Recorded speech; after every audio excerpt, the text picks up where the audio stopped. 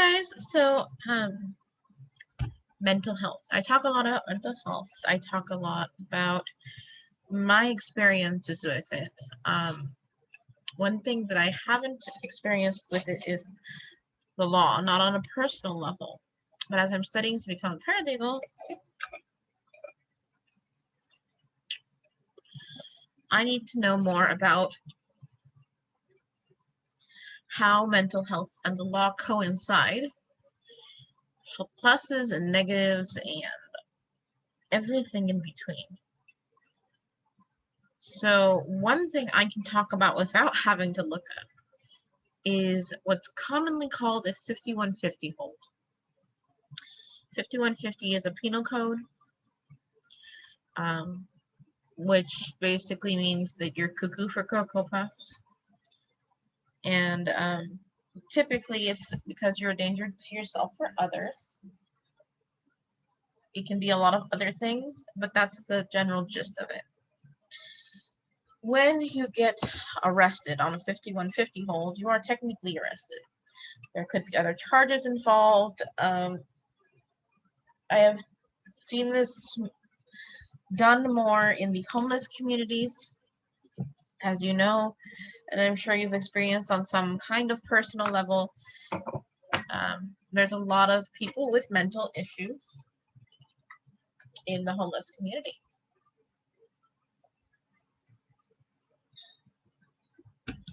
Whether it's right, it's wrong, I'm not arguing the point of correctness in this video at all.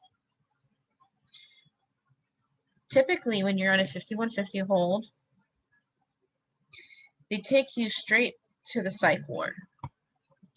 Now, the psych ward, in this case, is typically a 72-hour hold, which means 3 days, where you are in a room heavily medicated.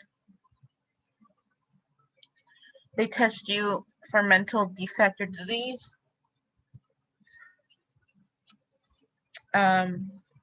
That's if they don't have your medical history or mental history, or you've never been arrested for this before. They run tests. If they have arrested you and or they have your mental history, they've treated you before, they usually don't test you again. They stick you on meds. They question you about your meds, and a lot of it is a suicide watch. They're afraid that you're going to hurt yourself or other people. Not all of it. That's the general gist of it, and it will vary from that point forward depending on your specific situation. So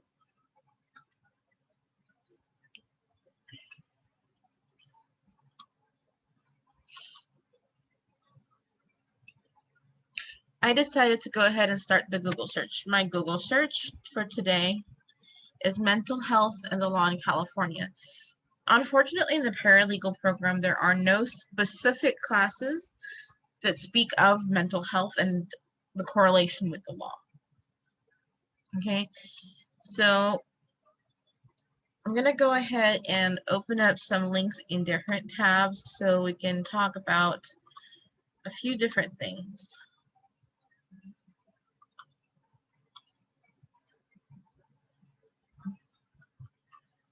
I'm even going to go with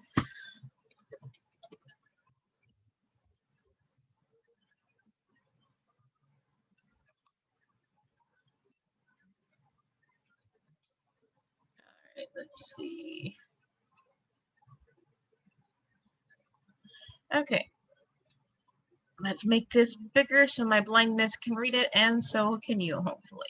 All right. Section 5150 of the California Welfare and Institutions Codes states that any California peace officer can insist on the confinement of a person who is exhibiting probable cause to make him or her believe the behavior called to their attention is the result of a mental disorder, a danger to themselves or others. Literally what I just said. Cool. Like being right. So, mental health is not the best, and not in the best state that it's ever been. I would like to talk about the 5150 hold a little bit more because I also feel like this penal code is used a lot in TV shows and movies, and commonly known as the insane code. And it's not just being insane. Mental health is a problem. We need to deal with it. And I want to explore more of what this is with you guys so that we can all have a better understanding. And when we have a better understanding of things, we tend to think more logically, less emotionally, and we're able to help ourselves and others more.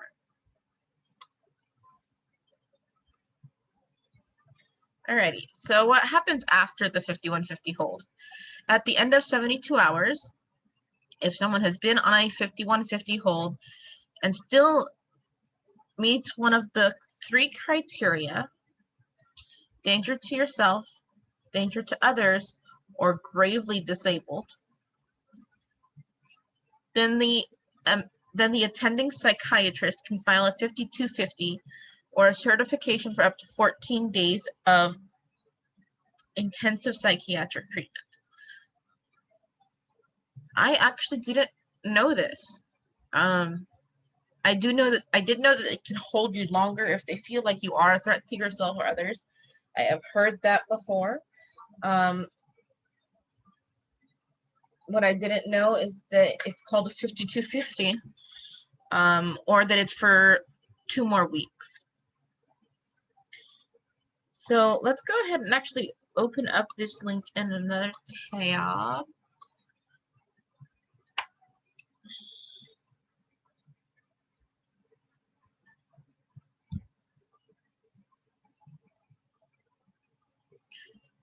And they obviously have confidential help. Okay. So this is from their website. No, this is not sponsored. I have not asked for permissions. I'm just going through Google, just like everybody else. So if this is not allowed, I wouldn't know. But I'm here to learn with you. So this is from Alameda County, which is in Northern California. I live in Southern California currently. But this is their crisis intervention training.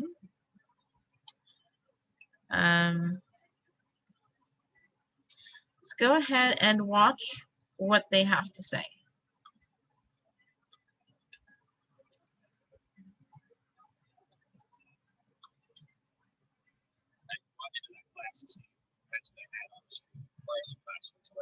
don't want to be around these people. I'm worried that they're going to hurt me or explode or go into some sort of episode. I really wasn't into it. As a consumer person, I share my story. I started having delusions, ended up being homeless. Sometimes we don't know how to approach us.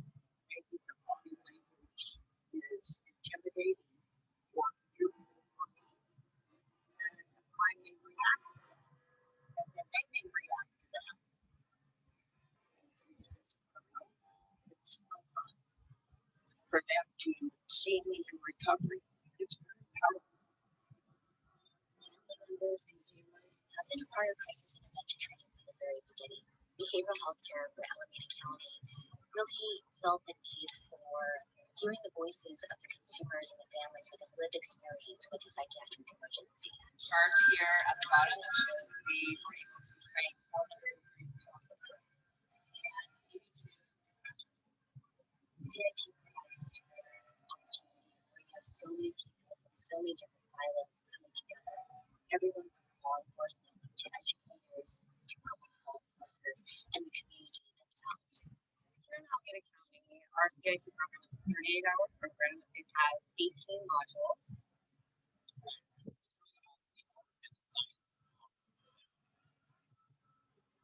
really want officers to come away with new skills about how to work with individuals who are having a crisis.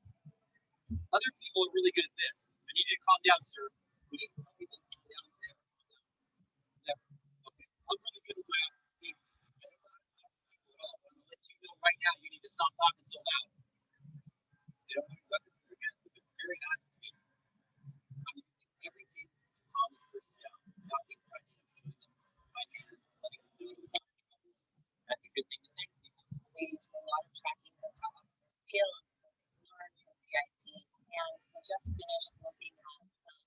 term results and found that officers, even 2 years after taking CIT, are still using these tools when they go out to calls. As much information as I can by talking to anyone who knows this person. I attended the training and opened up my mindset. Changed my mind. Not only about the training, but how I was going to do this work down the road. The training also gave me a lot of resources. Yes, I collected maybe a lot stronger of an option. After all, we don't do this stuff for ourselves, we do it for others.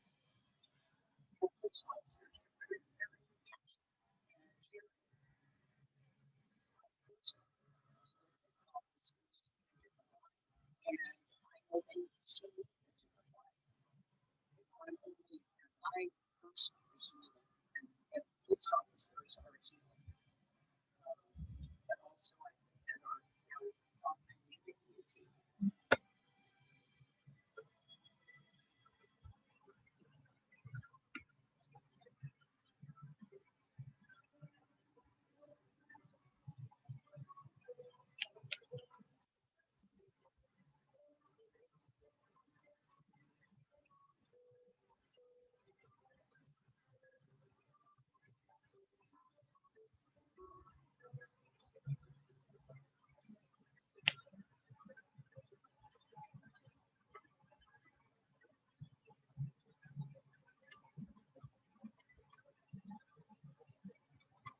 All right, so that is one example of your tax dollars going to work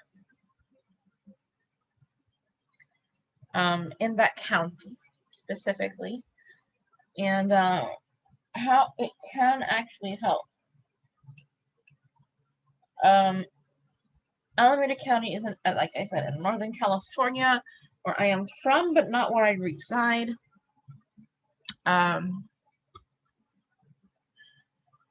So this is what you need to know about what happens.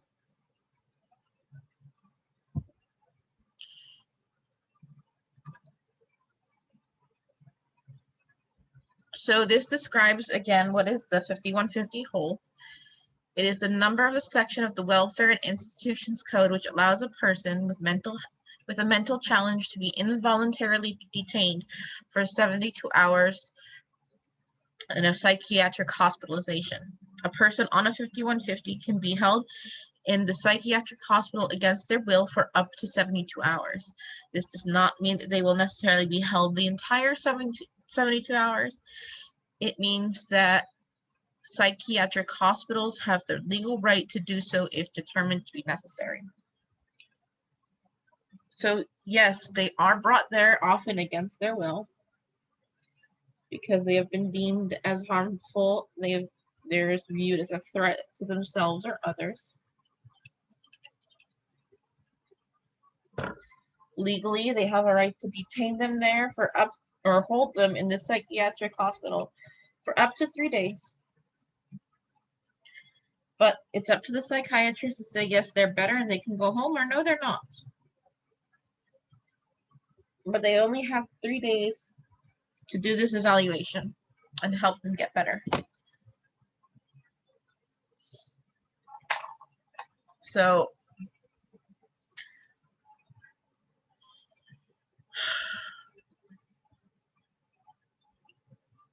here are some things to know. What it makes someone eligible for 5150.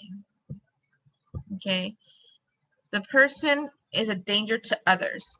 Historically, the courts have most often interpreted this in a very restrictive way by passing AB 1194. It must generally be shown that an imminent threat exists and that someone will do so immediately. Now, danger to others may be interpreted as the person means to carry out the threat, or the threat must also be substantially related to the mental health challenge. If a person is a danger to themselves, the court generally interprets this as a life-threatening danger, basically suicide. If they're gravely disabled, The law states that a person must be unable to provide their own food, clothing, or shelter as a result of a mental challenge to qualify as gravely disabled. Across California jurisdictions, grave disability as a result of mental illness is interpreted differently. Courts generally rule a person that is not gravely disabled, even if they aren't incapacitated, if they have friends or family who will provide food, clothing, or shelter for them. This is important as having a place to go and having someone to provide for them influences decisions as to whether to be released to a loved one. It is important to discuss as a family whether you are able to take a loved one home with you and safely provide care for them at that time. So in the homeless community, it's often this third thing right here. All right, this thing. This is why a lot of the homeless community gets locked up under a 5150 hold.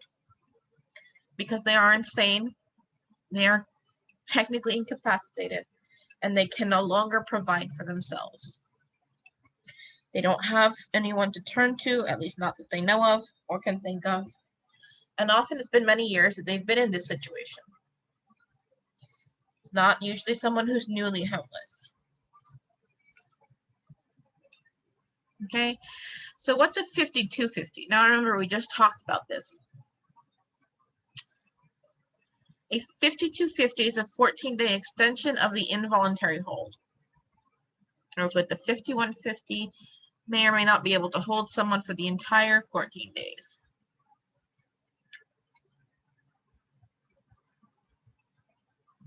At the end of 72 hours, if someone has been on the 5150 hold and still meets one of the three criteria,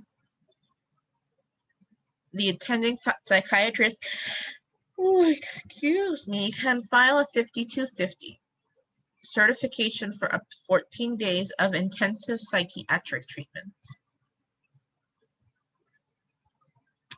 By law, the client must receive a copy of this certification. The client is entitled to an automatic hearing called a certification review hearing, which is informal, and a patient's rights advocate from the patient's right advocacy office represents the consumer. The client can also request a writ of habeas corpus at any time to contest being held in front of a judge.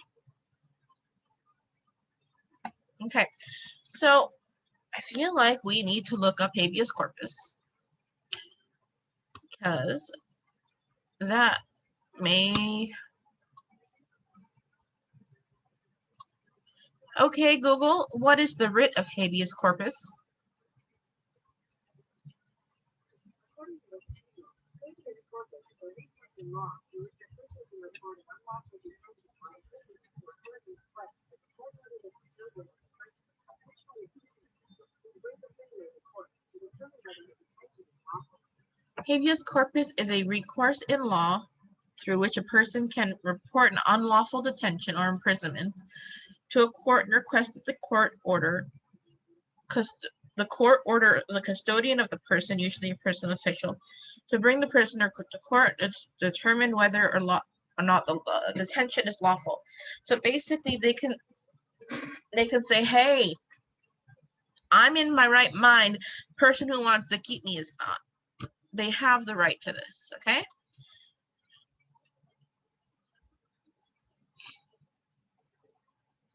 Okay, let's see. So in the earlier description, they mentioned AB 1194. What is this? AB 1194, an important legislative change that impacts families. This law removes the word imminent from danger to self or others from 5150 eligibility criteria, which basically means that families don't have to wait until they're witnessing someone harming themselves or others to call for help. The law also requires that LPS 5150 application to record whether the historical course of person's mental health challenge was considered. So basically, does this person have a history of being cuckoo? Not everyone does or will.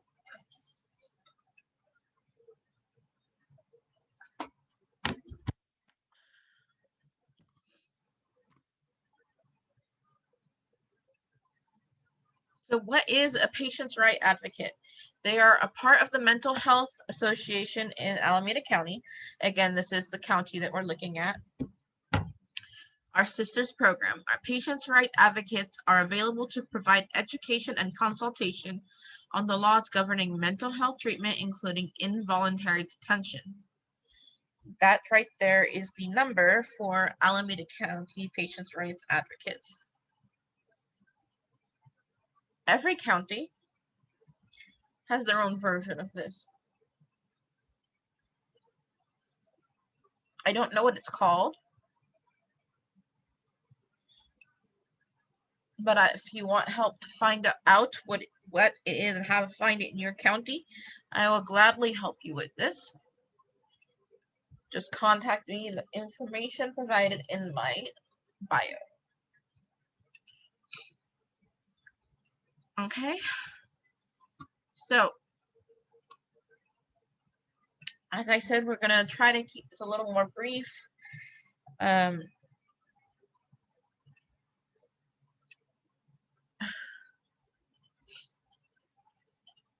I don't want the feedback form right now. Okay. CalHOPE is a program that can help you. Here is their phone number.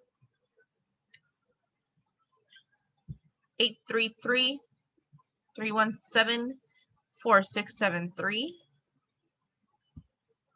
They help you find resources to help you and get emotional support where you need it and when you need it. Again, guys, help is out there. This is a program for the entire state of California. It is not limited to any county or city. It's for everyone in California.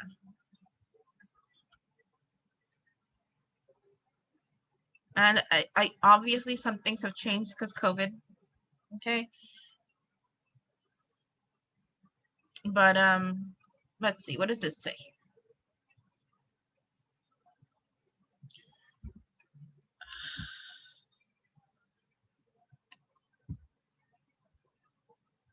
So they help by giving outreach, counseling, support services that include individual and group crisis counseling and support, individual and public education, community networking and support, and connection to resources, plus media and public service announcements. So this is one program that can help you. If you are you need to reach out for help and you don't know how.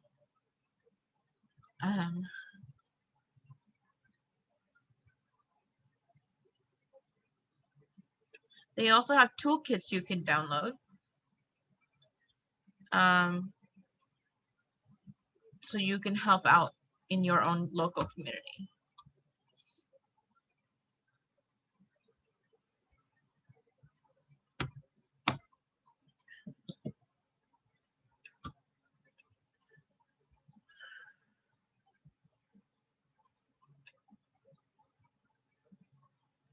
So this seems to be a nonprofit. I'll let you take a look at this yourself.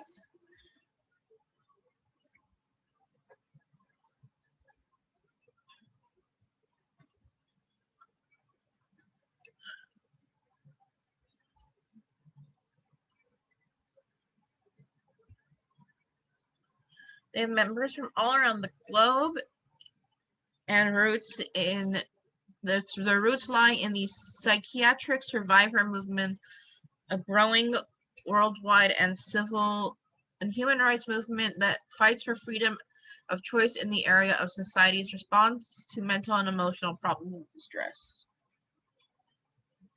So this may not be the traditional methods that you're used to or have heard of in the past. 5150 is a more traditional thing. This is not. Like I said, there is something for everyone, and there's help out there. If you want it, it's there for you. Oftentimes it's free or low cost. So if you're worried about payment, they can help. Okay, you don't want to take medication. You don't want to go to electroshock. Do they still do that? Okay, sorry.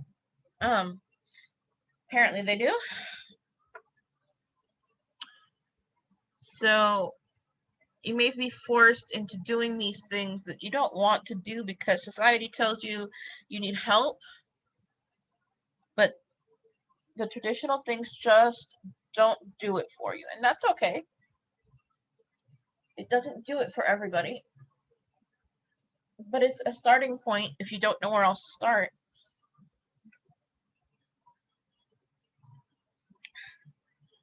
Now, since I am becoming a paralegal, all I can do is urge you to try to stay legal with whatever you do. If you want alternative methods, great. Maybe not PCP. There are plenty of legal things that'll keep you up and up with the law and help you with your mental health. Trying to get the best of both worlds is perfectly fine. Eastern and Western medicine work beautifully together when you want them to. Okay? So, here are some resources that they provide.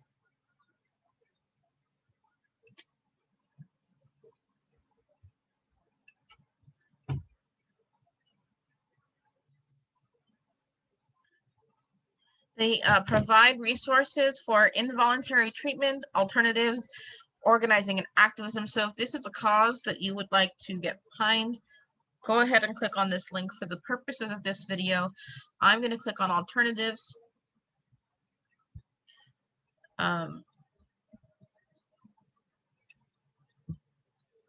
Here they provide a link where you can look at alternate providers, a respite directory, and a harm reduction guide for coming off of psychiatric drugs. So all drugs, prescribed and otherwise, have side effects. Whether we want to admit them or not, they're there, and how they affect each person is different. Coming down from psychiatric drugs can often be a lot like coming off of regular drugs, depending on how your body reacted to them.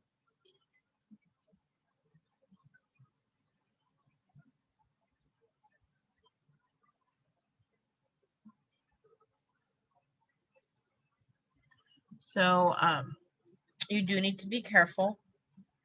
If you have an addiction or have an addictive personality, it may be a good idea for you to check out places where you can medically detox, which I know is not an alternative method, but I also advocate for safety, and I don't want anything bad to happen to anyone. So if you are afraid of adverse reactions for coming down off of your medications, medical rehab allows you to wean off safely. And if you should have any bad reactions, there are doctors and nurses around who can help and help you stay alive.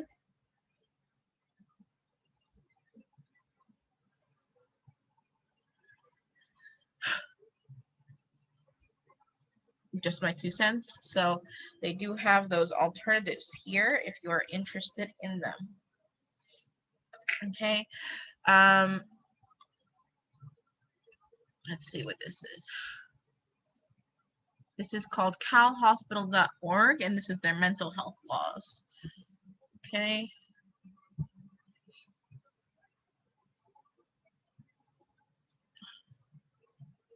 So in California, the main law regulating mental health and evaluation treatment is Lanterman-Petrus Short, the LPS Act, enacted in 1967. Oh goodness, I hope this thing has been updated. Okay, this law specifies the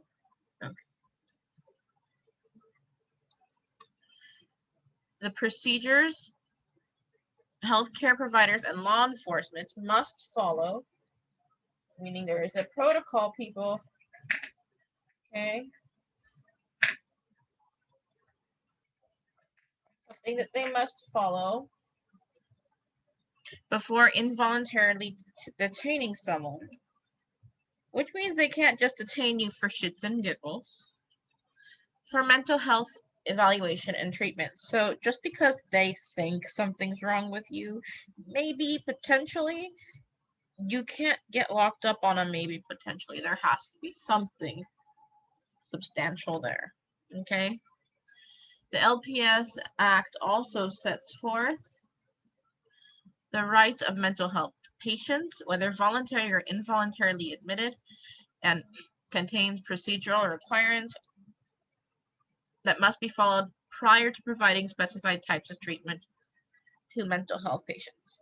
So that also means that once you are arrested and detained and brought to a mental health facility, within those walls, there are requirements there too. How they evaluate you and how they will continue to treat you during your stay. So if you are locked up for mental health, you still have rights. And you need to know this because not everyone is detained out of good faith. And if you feel that you are a victim of this, there are legal recourse.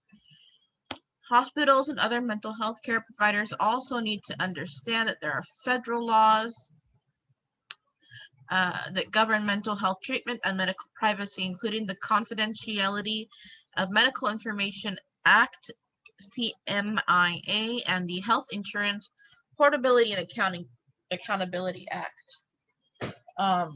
Now, I worked in the medical field for a long, long time, so I'm well versed in HIPAA, and it does protect. Sometimes it overprotects, and sometimes it underprotects.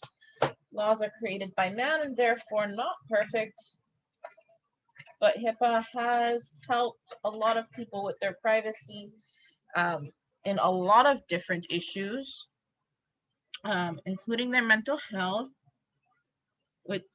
in regards to their employer, and it's also helped with a lot of things.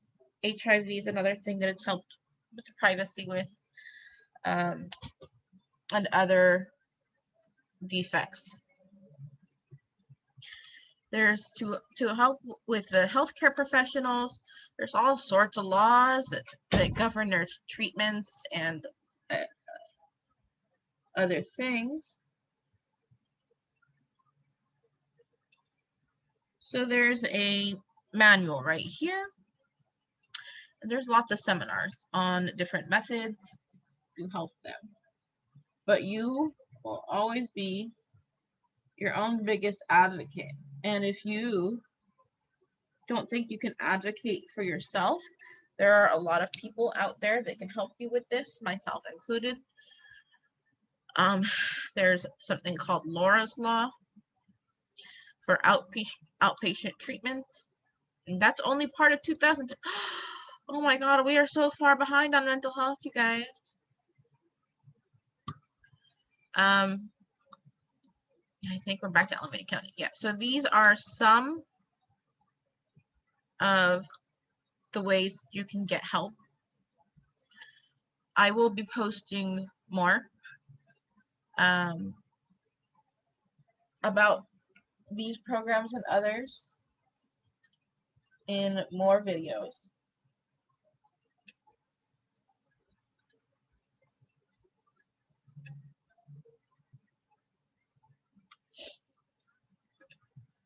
So obviously today is a pink and glowy look. I'm technically on a Zoom. However, no one has joined my Zoom, so I decided to not sit around like a potato.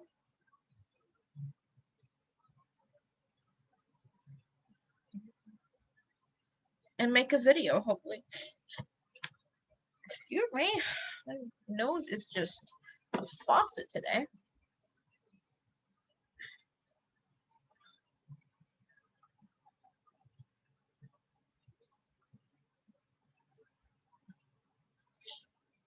Hopefully help someone in the process. Okay.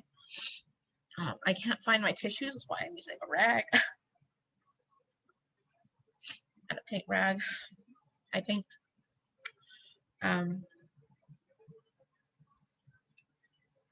even if I can just help one person with these videos, I am so happy to be able to help you.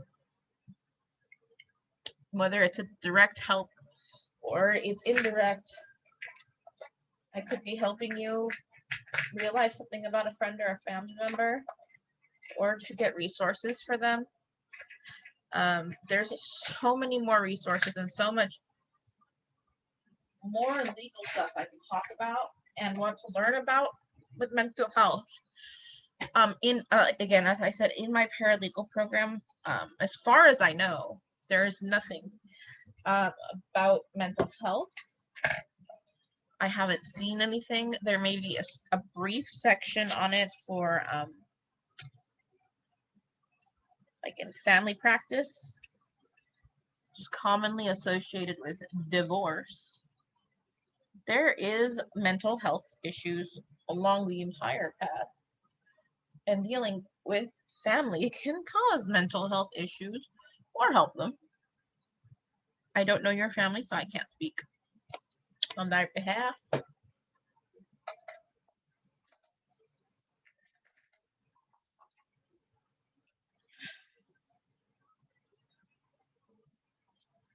But if you ever feel threatened, call 911. Or me, or your best friend, or whoever you think can help get you out of the situation. If you are being abused, you know this is really near and dear to my heart.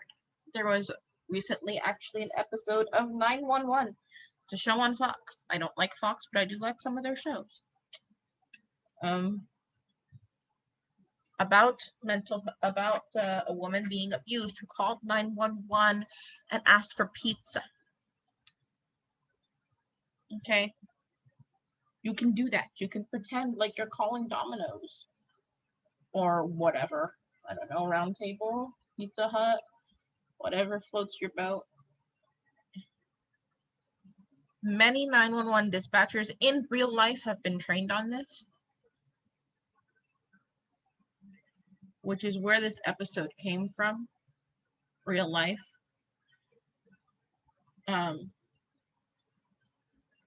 Some cities, counties, and states, I don't know which ones offhand, but you can always Google it for your area.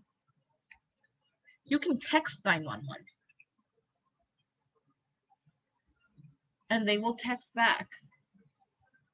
You can call 911 and ask for food, especially pizza. Pizza delivery, for some reason, that is a code.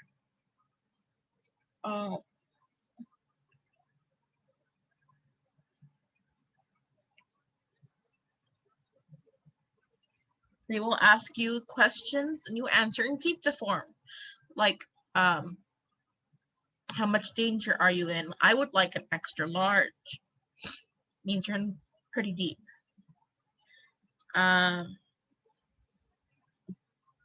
You know, how many pizzas? How many people are there? You answer by answering the number of pizzas.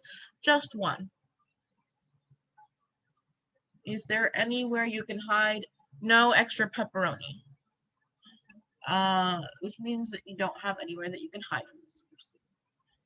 There are other things.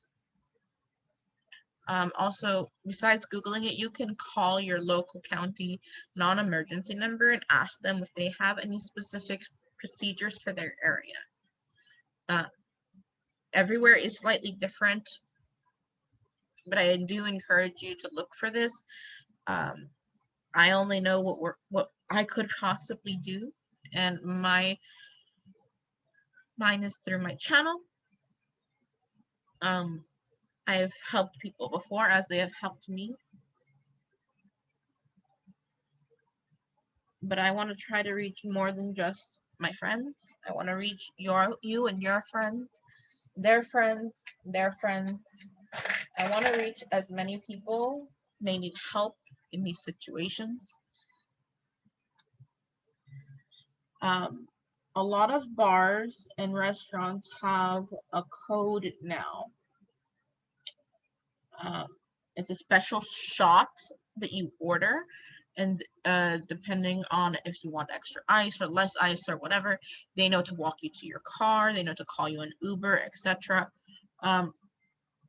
I'm very, very proud of the Hooters chain, even though I'm not a fan of how they over-sexualize their wait staff.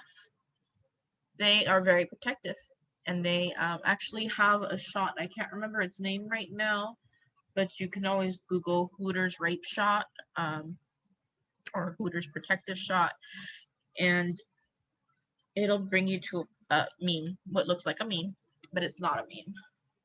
It's a real thing. It has saved lives.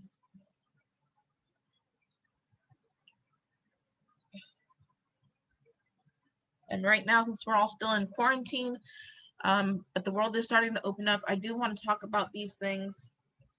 So for one of my next videos, I'm actually going to research different restaurants and different codes and drinks, things you can order to let the staff know that you're in trouble and you need help without alerting the person that you're with, so that you don't put yourself in more danger.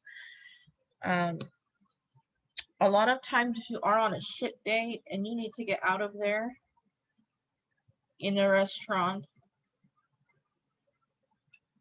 you can always excuse yourself to the restroom.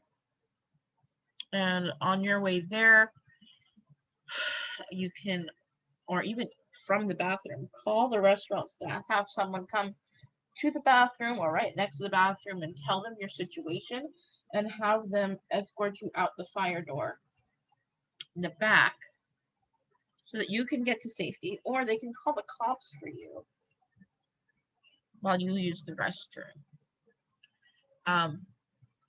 People have done this. This is very common, especially in nicer restaurants. This is more common that staff is used to these kinds of things. Sadly, the world sucks, but there's help.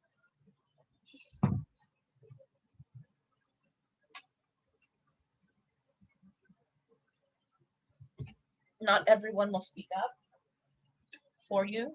You do have to speak up for yourself.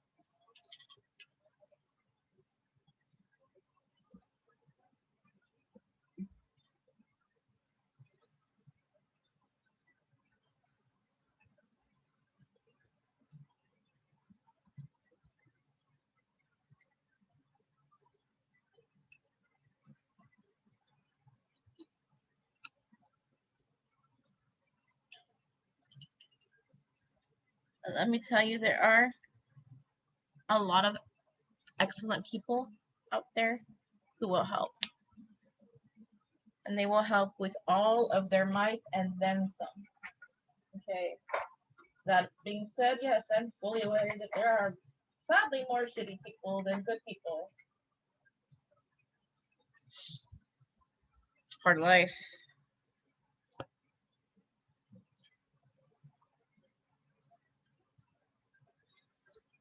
There's always good people.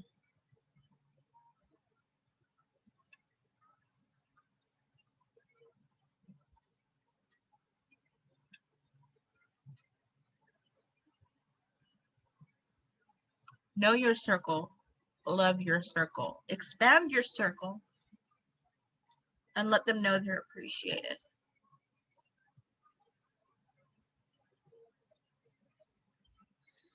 That's all I have for this episode.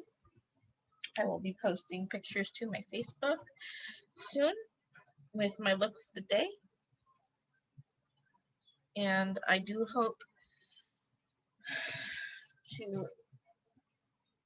that this helps a little bit. If you are in a different area outside of California, I have no idea what your laws are. That's not what I'm studying currently. I would still like to help you. Know that the federal government, believe it or not, is on your side. And that there are lots of federal programs that can help, along with state, county, and city programs. 911 is always there, and that's in every state in the United States. I don't know the emergency code for other countries, but I know it's not 911. And the texting feature is not everywhere yet. but hopefully, since things like Megan's Law and the Amber Alert have taken effect, we will have something in place for people who are suffering in a domestic violence or otherwise dangerous situation, mentally, physically, emotionally, verbally.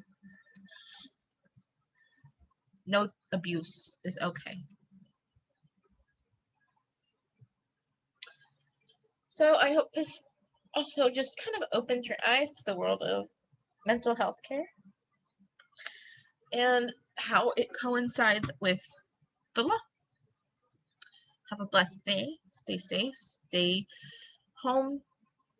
And we're in this together. Stay beautiful, lovies. Bye.